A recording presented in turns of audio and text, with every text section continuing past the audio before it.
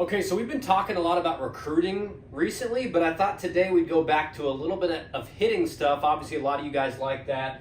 And one of the biggest things that I know myself and every hitter struggles with at some points in their career is seeing the ball well. What is going on when you're not tracking it well? And usually the key sign of this is you're not able to lay off close pitches. You're not able to pick up that spin on the slider that starts out looking like a fastball in the strike, and you're swinging through that when it's out of the zone. Again, you're tracking a pitch and you think it's a ball, and then it's way more on the plate than you thought. This is a good indicator, or these are all good indicators, that you're not tracking the ball well. You're not seeing it well. My dad, who was, obviously was a general manager in the major leagues for a long time, front office executive, played professionally. One of the things he would always ask me if I was starting to struggle was, are you seeing the ball well? Are you tracking it well?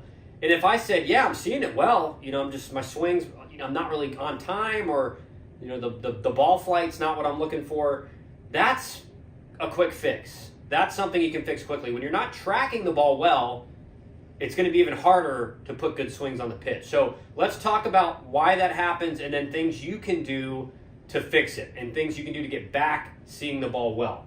So number one, and I'm gonna make some a bad looking stick figure right here, but stick with me. So let's say this is a right-handed pitcher, so he's throwing it right over here, and here's his glove hand. No one cares about that.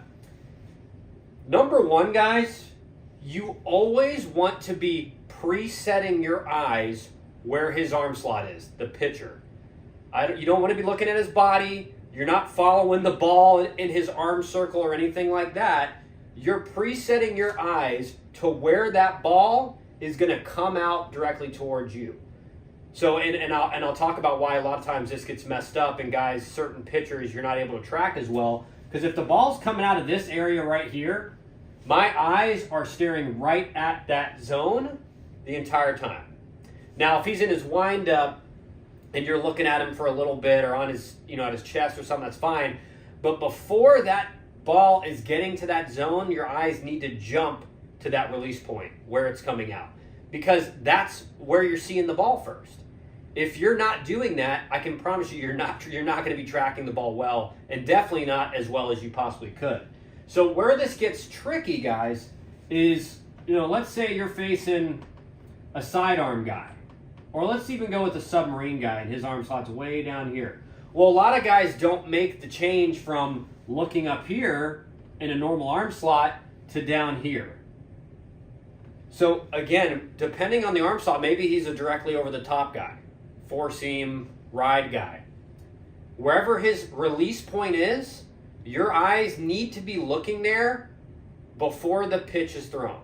So whether that's 5 seconds before, whether that's halfway through his windup, eyes need to move from the pitcher to his release point.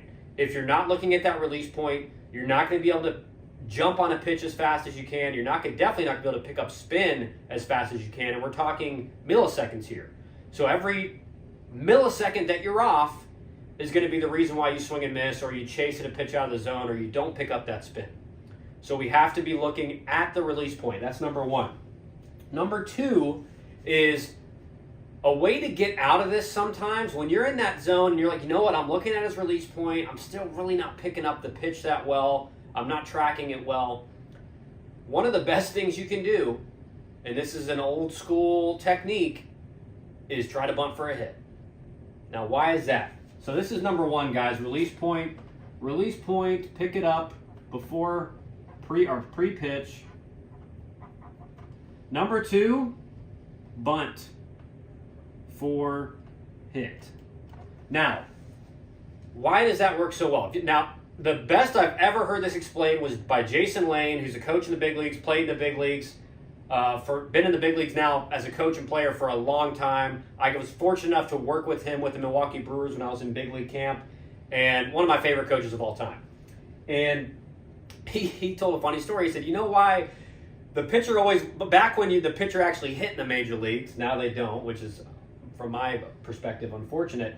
But he's like, that pitcher, you're always basically telling them to take, and they're squaring around and fake bunting, and they're taking it all the way. he goes, why do you always see the pitcher, after 2 or 3 of those, he decides he's going to swing away and he just hits a bolt somewhere, just crushes one somewhere. And he said, because when he's doing that fake bunt and he's squaring around, he's not thinking about swinging. He's not thinking about anything else in the world. He's just thinking about tracking that pitch the whole way.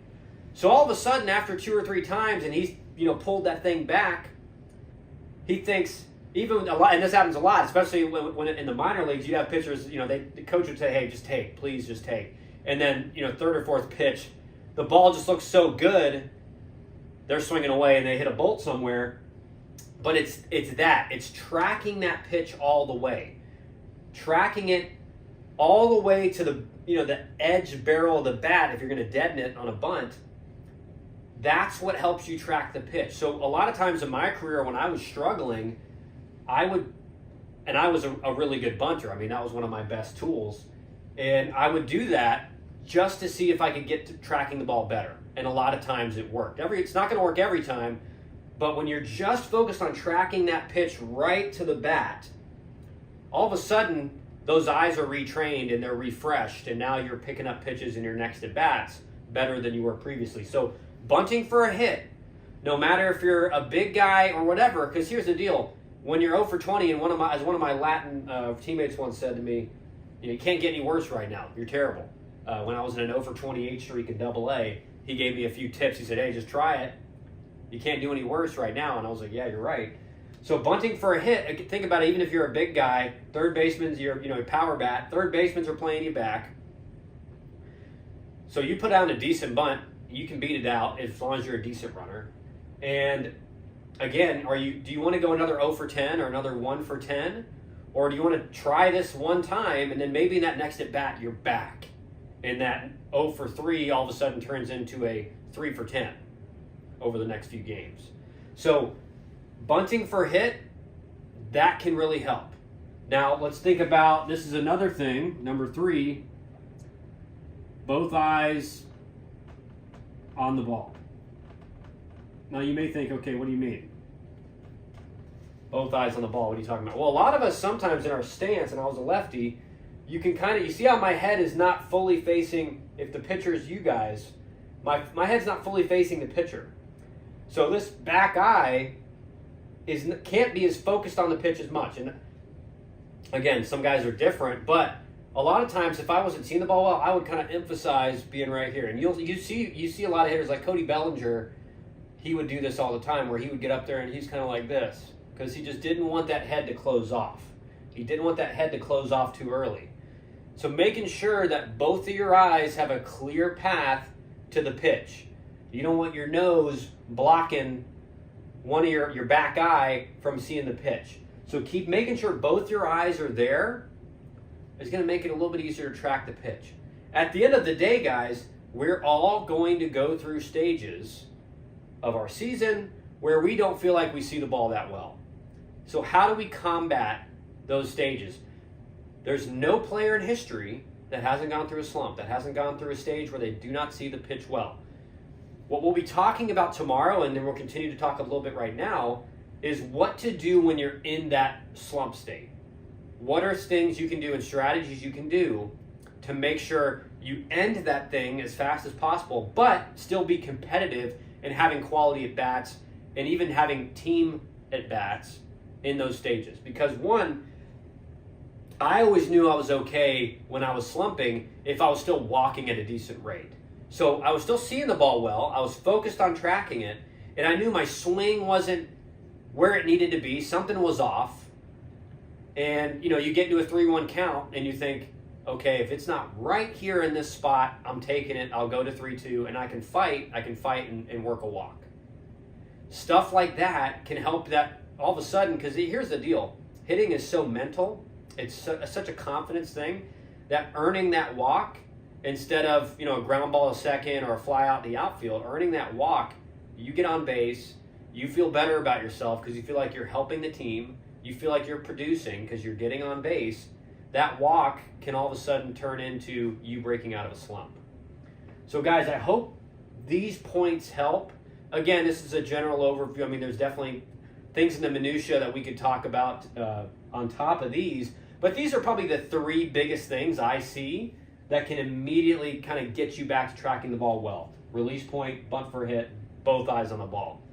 Guys, if you appreciate this content, please hit that like button on the video. Helps us out a bunch with the algorithm, so more people can see it. If you're not a subscriber and enjoy college recruiting content, baseball development content, hit the subscribe button. We have daily, weekly content for all of our subscribers, and appreciate your support, guys. We'll be back with another video tomorrow.